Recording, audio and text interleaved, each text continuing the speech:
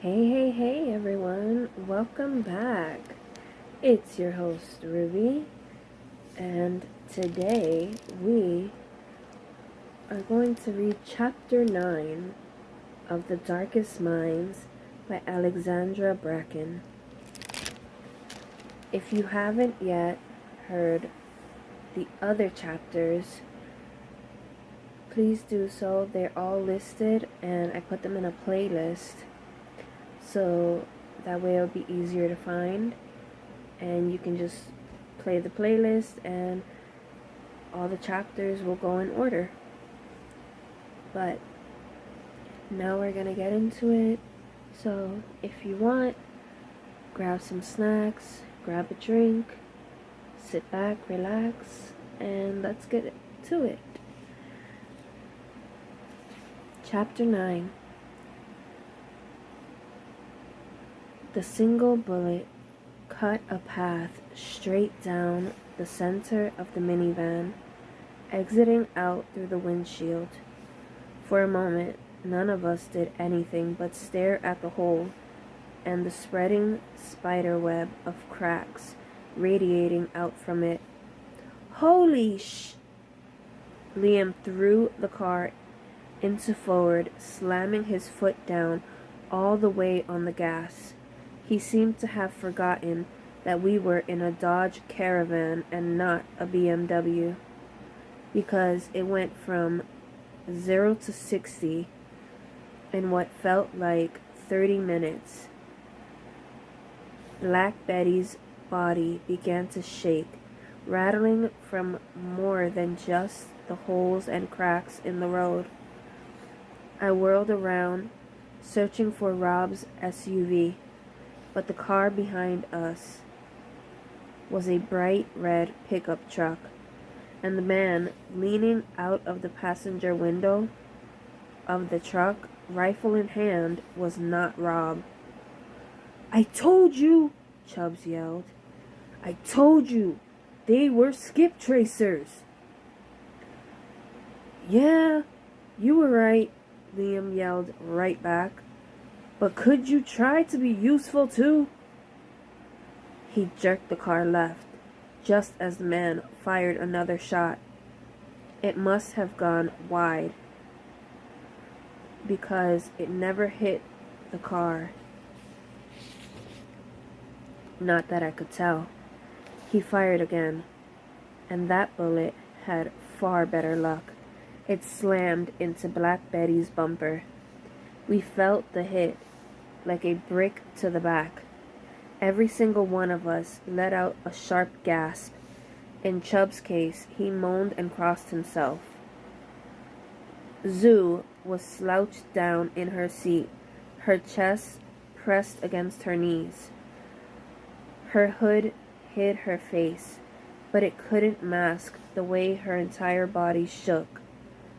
I put a hand on her back, holding her down. Another bang sounded behind us, but this time it wasn't a gunshot. "What in the—" Liam risked a look back over his shoulder. "Are you kidding me?" My heart fell like a stone into my stomach. The red truck jolted forward and I saw the driver, a dark-haired woman with glasses, tug the wheel to the side, trying to shake the truck free from the tan SUV that had rammed into it. I didn't need to see who was driving it to know who that vehicle belonged to, Kate and Rob. But then, who was in the pickup truck? "It is her!" Chubbs cried. "I told you, she found us." "Then who's the guy with the gun?" Liam cried. "Her boyfriend?" The man who had fired at us turned his attention to taking out the SUV behind him. Twisting around in the window, he lasted half a breath, A gunshot from the SUV clipped him in the chest and sent an explosive spray of blood into the air. The crack of the next bullet sent the shooter's lifeless body sliding out of the passenger window of the truck. The driver, the woman, didn't so much as look back at him. I watched the red truck finally break away from the SUV's front bumper. With both of its back tires blown out, it swerved into the other lane, spinning out until it came to a jolting stop on the shoulder of the highway. "That's one," I heard Liam say. I turned back, fully expecting to see Rob's gun trained on me through the blown out back windshield of our van. Only Rob was behind the wheel. Kate was the one in the passenger seat, a rifle steady between her hands. "Please, just let me go," I said, grabbing Liam's shoulder. "I'll go back with them. No one has to get hurt." "Yes," Chubbs said. "Pull over. Let her out." "Both of you, shut up," Liam said, throwing Black Betty into the right lane and then back into the left. The SUV followed us, more than keeping up. I couldn't tell if we had slowed down or if they had somehow gunned it harder, because in the next breath the SUV rammed into us and not even the seat belts could keep us from jerking forward. Liam muttered something under his breath, which was lost in the sudden onslaught of heavy rain. He rolled down his window and threw a hand outside as if to motion for the SUV to go around us. "Do something," Chubbs shouted, bracing his hands against the steering wheel. "I'm trying," he said. "I can't concentrate." He's trying to use his abilities. The realization crept up through my terror.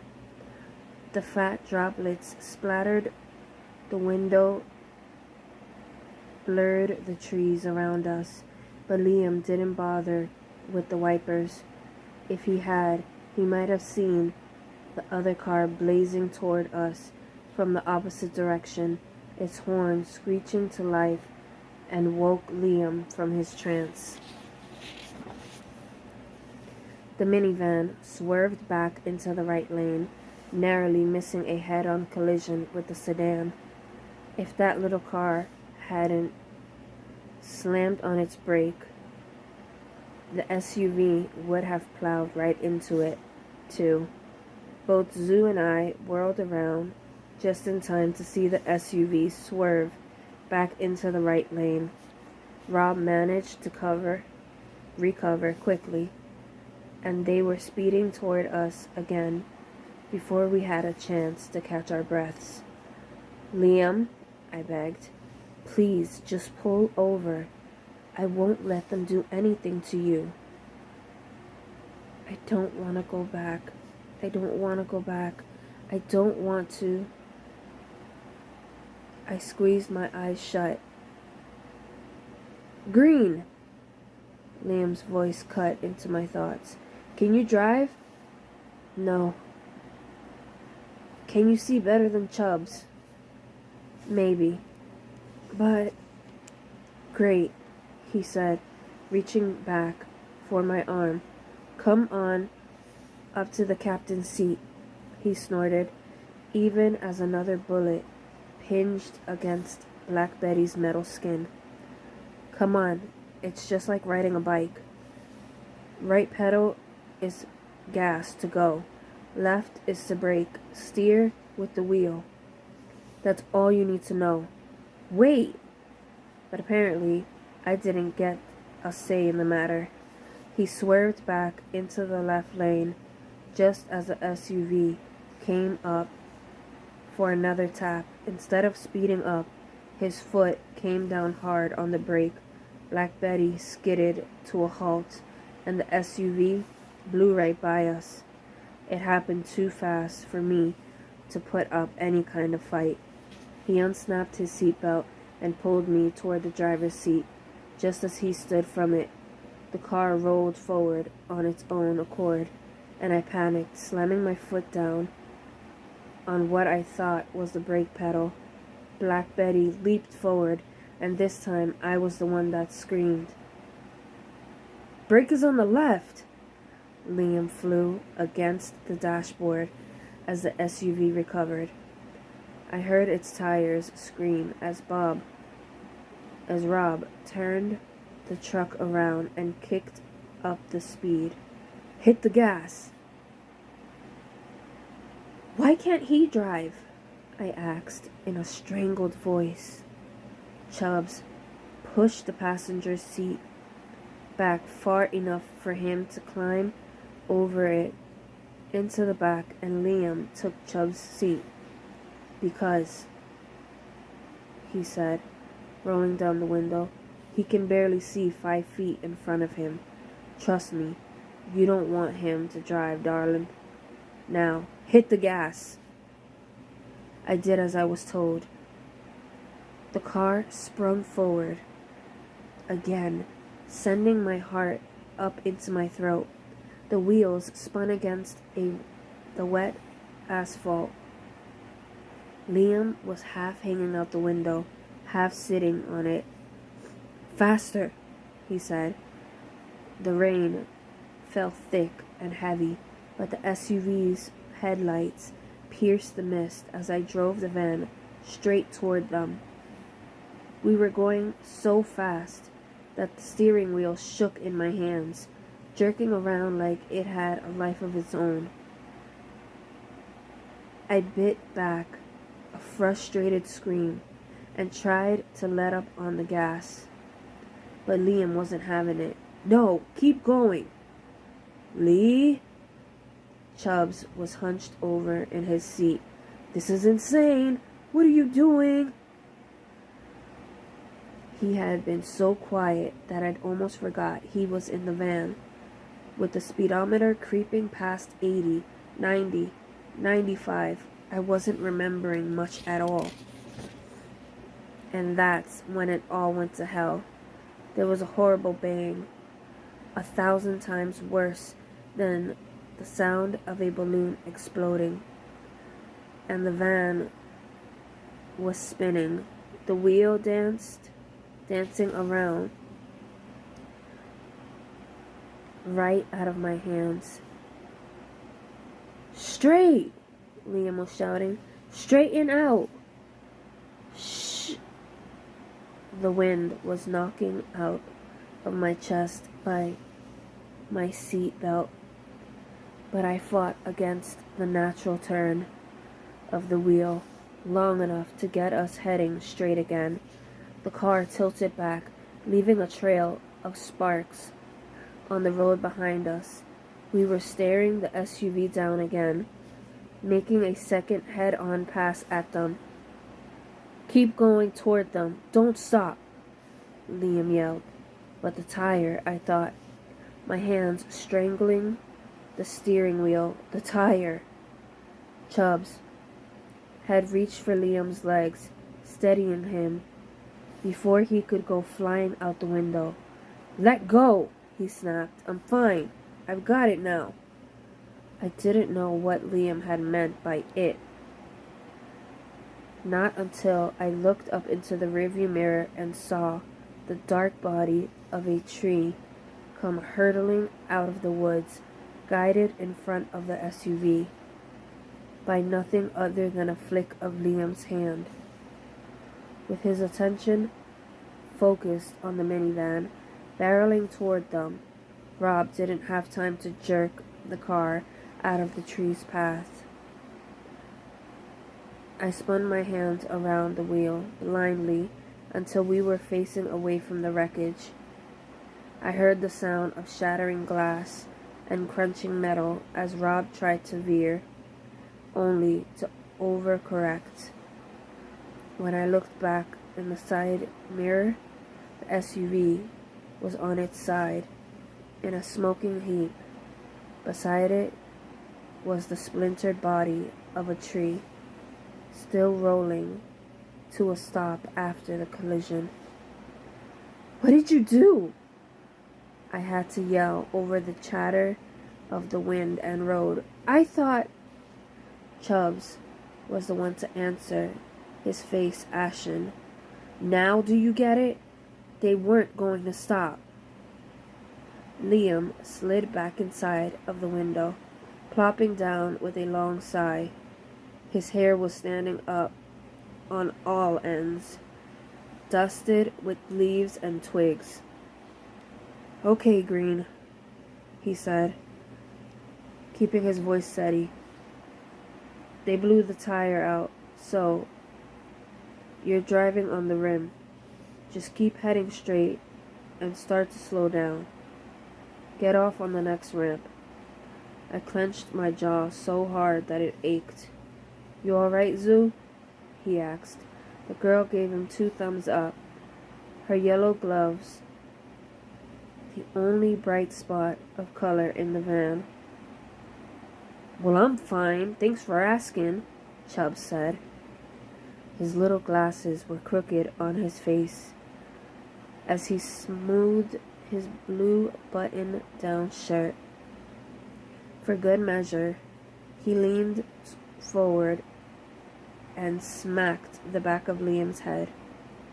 "And by the way, are you out of your freaking mind?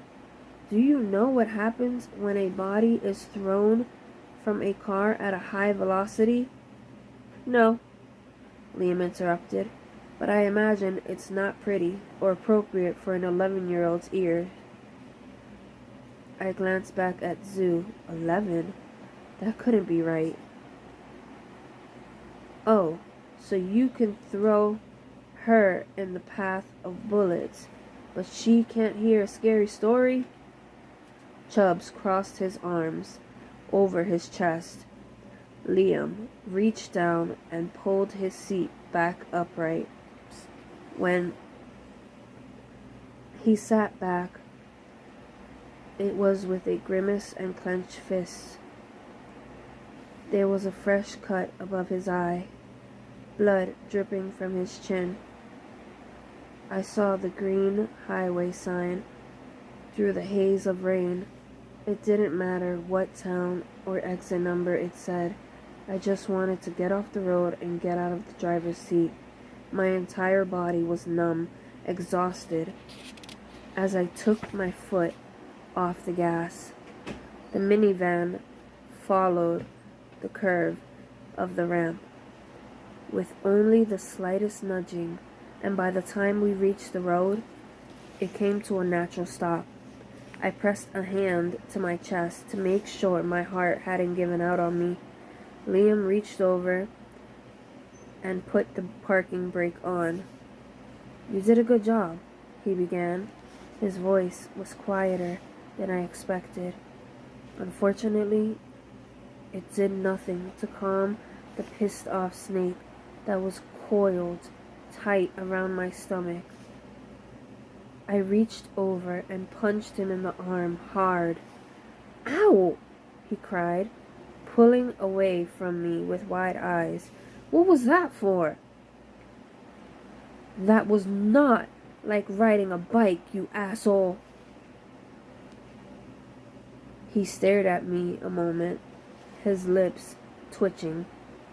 It was Suzumi who burst out into a fit of silent laughter, an endless stream of gasping and shaking that turned her face bright pink and left her breathless. Seconds passed with her laughter as the only sound able to float up above the rain, at least until Chubbs put his face in his hands and let out a long groan. "Oh yeah," Liam said, popping his door open. "You're gonna fit in real nice." The rain had slowed to a drizzle by the time Liam got to work on the back tire. I had stayed exactly where I was in the driver's seat, mostly because I wasn't sure what I was supposed to be doing. The other two kids had jumped out of the car after him. Suzumi heading to the back of the van with Liam and Chubbs in the exact opposite direction. I watched through the cracked windshield as he made his way toward a sign pointing us in the direction of the Monongalia National Forest. After a minute, he pulled something, a paperback book, out of his back pocket and sat down at the edge of the road. Feeling more than a little envy, I squinted, trying to make out the book's title, but half of the cover was missing, and the other half covered by his hand. I don't know if he was actually reading or just glaring at the text. I had pulled us over into Slady Fork, West Virginia, if the road signs were to be trusted. What I thought had been some Hickville Road had actually been Highway 219 in the middle of nowhere. Marlinton might have lost its people, but it didn't look as though Slady Fork had any to begin with. I stood up from the driver's seat and made my way to the back of the minivan. My hands were still trembling, as if trying to shake out that last bit of adrenaline singing in my blood. The black backpack that Rob and Kate had given me had been thrown into the back seat, covered in a few loose sheets of newspaper and an empty bottle of Windex. I brushed the backpack off and set it down next to me on the seat.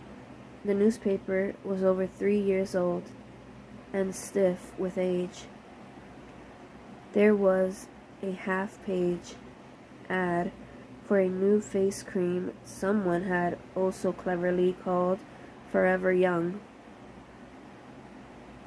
I flipped the sheet over, looking for any actual news. I skimmed over an opinion piece that celebrated the rehabilitation camps and was more amused than offended that PSI kids were now being openly referred to as mutant time bombs. There was also a short article on rioting that the reporter claimed was the direct result of escalating tensions between the West and East government on new birth legislation. At the very bottom of the page, past some fluff story about the anniversary of some train conductor's strike, was a picture of Clancy Gray. President's son attends Children's League hearing is what the headline beneath it said. I didn't need to read more than the first 2 or 3 lines to get the basic gist. The president was too big of a coward to come out of hiding after a failed assassination attempt, so he sent his freak baby to do the dirty work for him. How old was Clancy now, I wondered. The pictures at Thurman were identical to this one, and I had never thought of him as anything older than 11 or 12. But he must have been 18 or close to by now. practically an old geezer by our standards. I tossed the paper aside in disgust and reached for my backpack again. Rob had said there was a change of clothes inside, and if that were the case, I was getting out of my Thurman uniform once and for all. A plain white t-shirt, a pair of jeans, a belt, and a zip-up hoodie. I could handle that. The knock on the window startled me enough that I nearly bit my tongue clean off. Liam's face appeared there, drawn in tense lines. "Can you bring those clothes to me for a sec? I need to show you something." The very second I knew his eyes were on me, every bone, muscle, and joint in my body snapped to attention. With the faint taste of blood in my mouth, I jumped out of the sliding door, taking in the sight of the van. If it were possible, the car looked worse than before, like a toy that someone had wedged down the sink and run through the garbage disposal. My fingers came up to trace one of the fresh punctures on the side paneling, where a bullet had slammed through the thin metal. Liam knelt beside Zoo, who was holding onto the spare tire with everything she had, and went to work cranking the van up on the jack and off the demolished back right tire.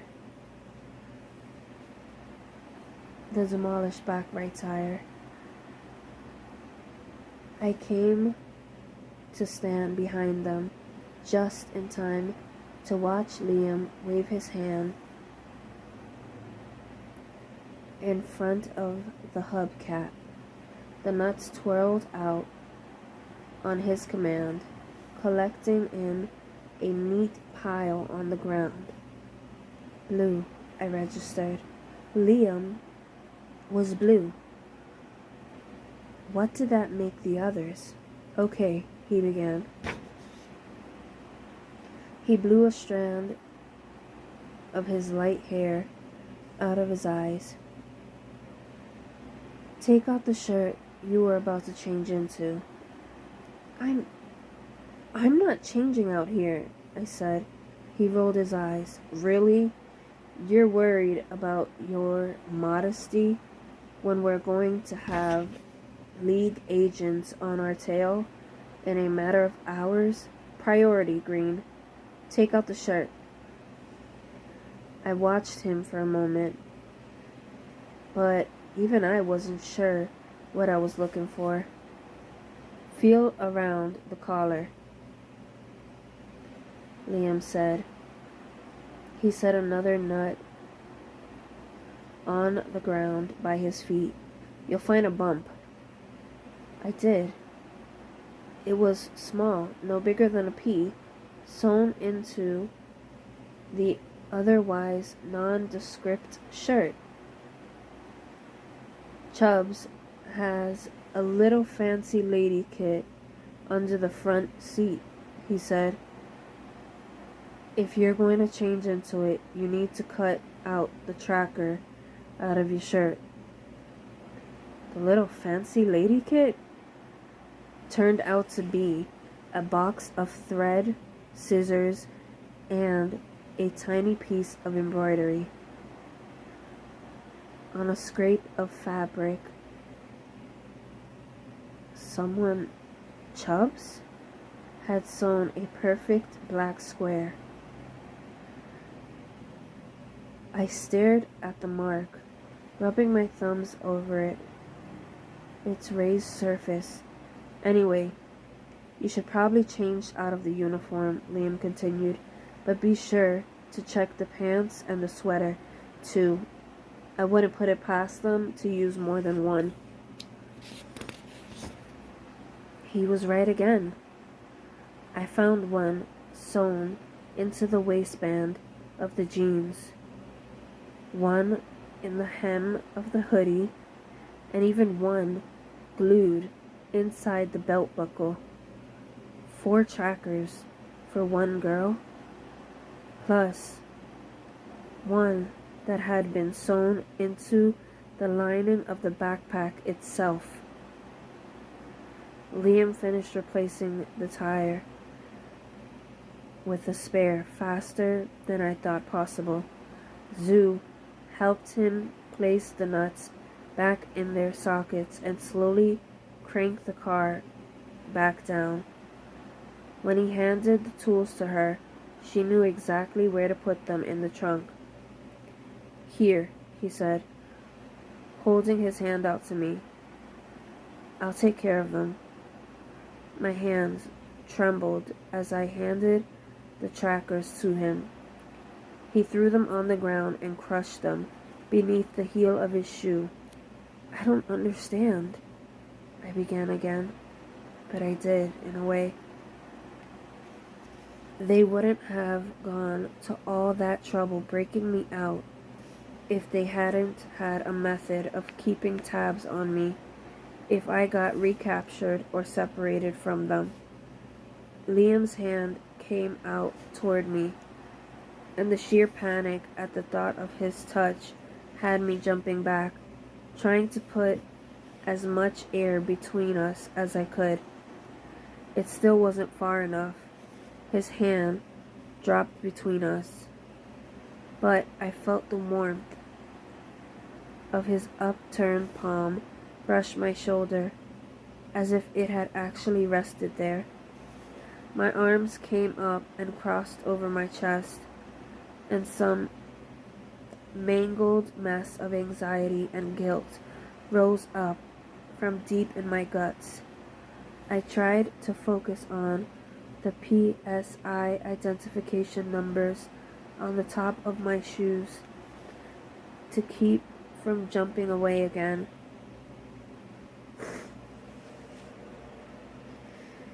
"You're acting like a nervy 5-year-old, I told myself. "Stop it. He's just another kid." "They tell you a lot of lies in the Children's League, the biggest being that you're free," he said. "They talk about love and respect and family, but I don't know any family that puts a tracking device on someone and then sends them out to be shot up and blown away." "But we didn't have to kill them," I said, my fingers tightening around the backpack strap. "There was another kid inside, Martin. He didn't deserve to." "You mean?" Liam wiped the grease and dirt from his hands off on the front of his jeans. The kind of... He made a vague motion with his hands, which I think was supposed to indicate Martin's plump stature. "That guy?" I nodded. "The tree didn't actually hit them," Liam said, leaning against the minivan's sliding door. "They might still be alive." Liam guided me back toward the passenger seat and whistled to get Chubb's attention. Somewhere behind me, I heard Zoo climb back into Black Betty. "Look," he continued, "they all wear the trackers. I'm sure another League agent will be along in a little while to help them. You can go back if you want, or we can take you on the bus to the bus station, like I said we would." My hands were still by my side, my face as blank as a clear sky, but I wasn't fooling him. He tuned into my guilt, like I had been wearing it plain as day on my face. It doesn't make you a bad person, you know, to want to live your own life. I looked back and forth between the road and his face, more confused now than ever. It didn't make sense for him to want to help me, not when he already had two other people counting on him that he wanted to protect. Liam opened the back door for me, tilting his head toward the empty seat inside. But before I could even consider the cost of staying with them, if just a short while, Chubb's arm shot out and he ripped the sliding door shut in front of my face. "Chubbs," Liam warned. "Why?" Chubbs began. "You were with the Children's League." "Hey now," Liam said. "This is a don't ask, don't tell Operation Green. No," Chubbs said. "You decided that. You and Suzumi. If we're going to be stuck with her, I want to know who this person is and why we got chased down by gun-toting lunatics trying to get her back." Liam lifted his hands in surrender. What could I tell them that wouldn't sound like a complete and total lie? My head felt light. I was almost too exhausted to think.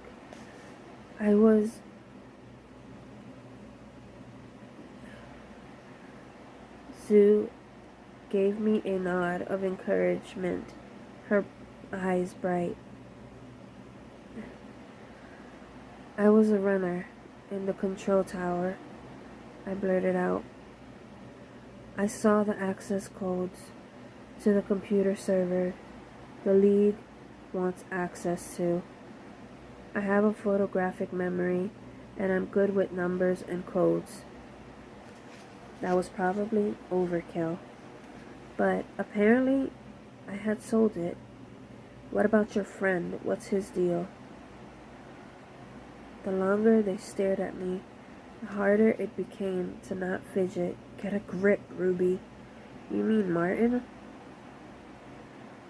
I said, my voice sounding high to my own ears. Yesterday was the first time I ever seen him. I don't know what his story is. I didn't ask. I wished I didn't know what Martin's story was. Chubbs slapped the side of the minivan. "Don't tell me you believe that, Lee." We knew everyone by the time we broke out. They actually escaped? Shock left me speechless. For several moments until I asked, finally, "Really? All 3,000 of them?" The boys took a step back at the same time. "You had 3,000 kids at your camp?" Liam asked. "Why?" I looked between them. "You had 3,000 kids at your camp?" Liam asked. "Why?" I looked between them, unnerved. "How many were in your camp?" 300 at most, Liam said. "Are you sure 3,000? "Well, it's not like they gave us an official number. There were 30 kids per cabin, and about 100 of those. There used to be more, but they sent the reds, oranges, and yellows away." Apparently, I had blown his mind. Liam put out a strangled noise at the back of his throat.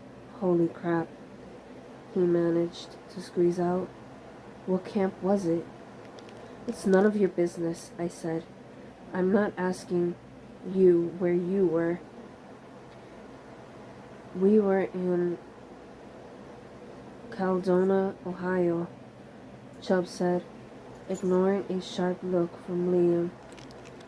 "They stuck us in an abandoned elementary school. We broke out. Your turn." Why? So you can report me to the nearest PSF station? Yeah, because clearly we'd be able to stroll up and lodge a sighting report. After a moment, I blew out a harsh breath. Fine. I was in Thurman.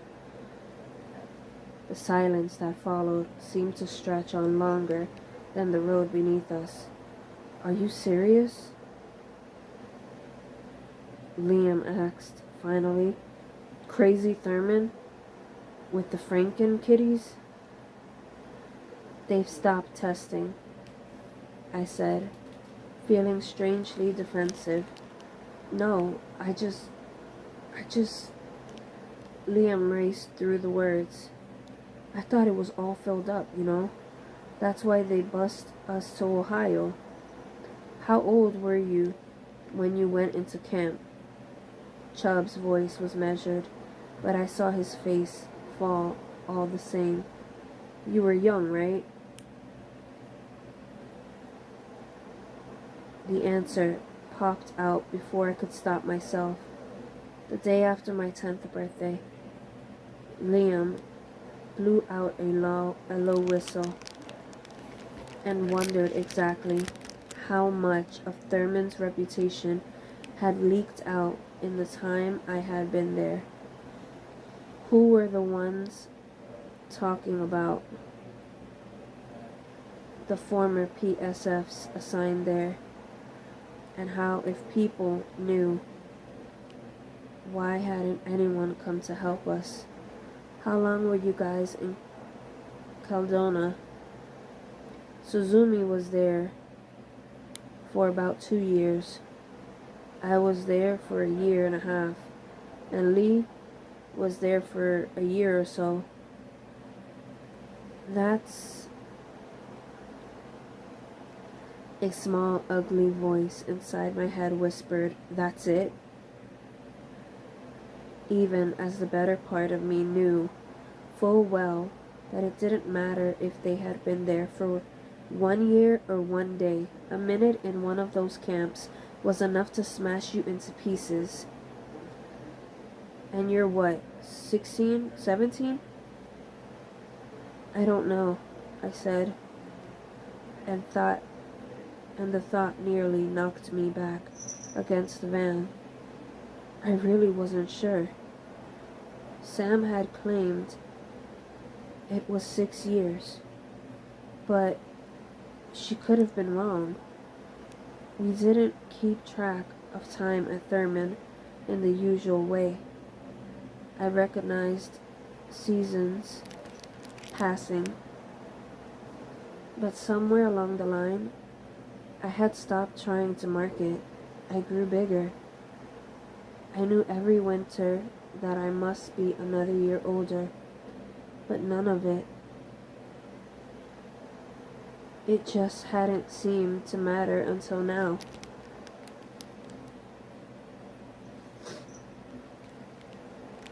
What year is it? Chubbs snorted, rolling his eyes heavenward. He opened his mouth to say something, but stopped once he got a good look at my face. I'm not sure what kind of expression I was wearing, but it erased his exasperation in 2 seconds flat. His narrowed eyes widened into something that looked very much like pity, and Liam, his expression seemed to dissolve entirely. I felt the hair on my neck begin to prickle, my fingers twisting the fabric of the uniform shorts. The last thing I wanted was to be pitied by a bunch of strangers. Regret washed down through me, flooding out even my anxiety and fear. I shouldn't have said anything at all. I should have lied or dodged the question. Whatever.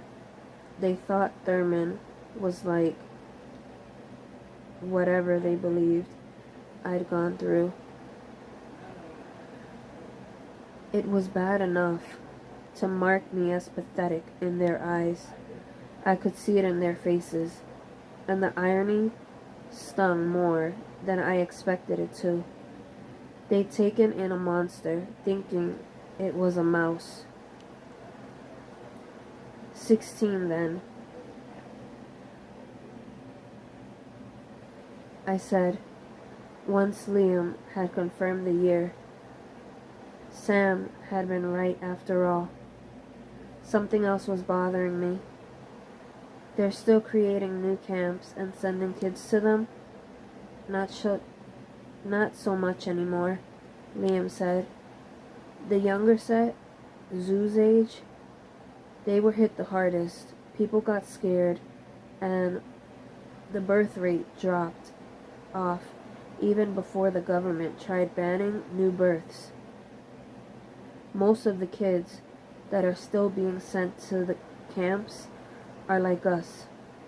They escaped detection during collection or tried to run. I nodded. I nodded, mulling this over. At Thurman, Chubbs began. Did they really? I think that's enough, Liam interrupted. He reached past Chubbs' outstretched arm and opened the sliding door for me again. She answered your question. We answered hers. And now, we've got to hit the road, while the going is still good. Zoo climbed in first. Without looking at either boy, I followed. Heading to the rear seat, where I could stretch out and hide from any more unwanted questions. Chubbs took the front passenger seat, throwing one last look back at me. His full lips were pressed so tight together, they were colorless. Eventually, he turned his attention to the book in his lap and pretended that I wasn't there at all. Black Betty purred as Liam hit the accelerator, and my entire body vibrated with her. She was the only one willing to speak for a long time. The rain was still coming down, casting a gray light around the car. The windows had fogged, and for a moment I did nothing but watch the rain. Car headlights were flashing through the front windshield, but it was nowhere near dark. Chubbs eventually turned the radio on, filling the quiet space with a report about America's gas crisis and the drilling that was happening in Alaska as a result. If I wasn't already halfway to sleep, the droning from the humorless newscaster would have put me there. Hey, Green, Liam called back. You have a last name? I thought about lying, about making myself into someone that I wasn't, but it didn't seem right.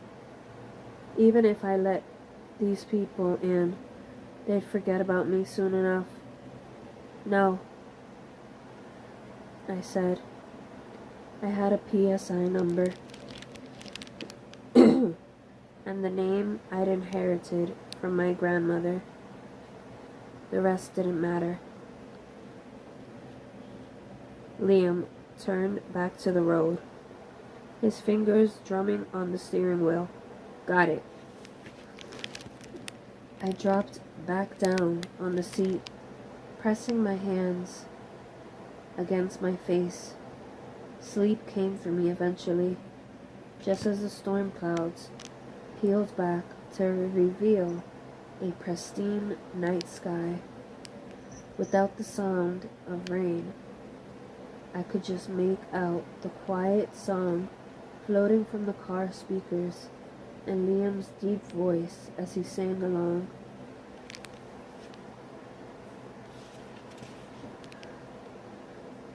And that is the end of chapter 9.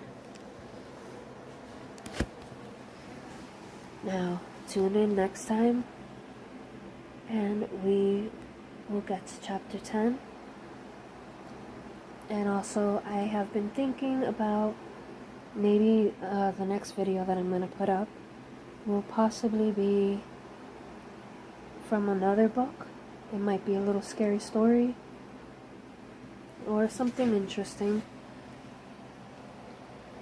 but definitely hope that you like it. And again, if you can please do me a big favor, like this video and subscribe, I would greatly appreciate it. And yeah, leave your comments, questions down below, and have a good one.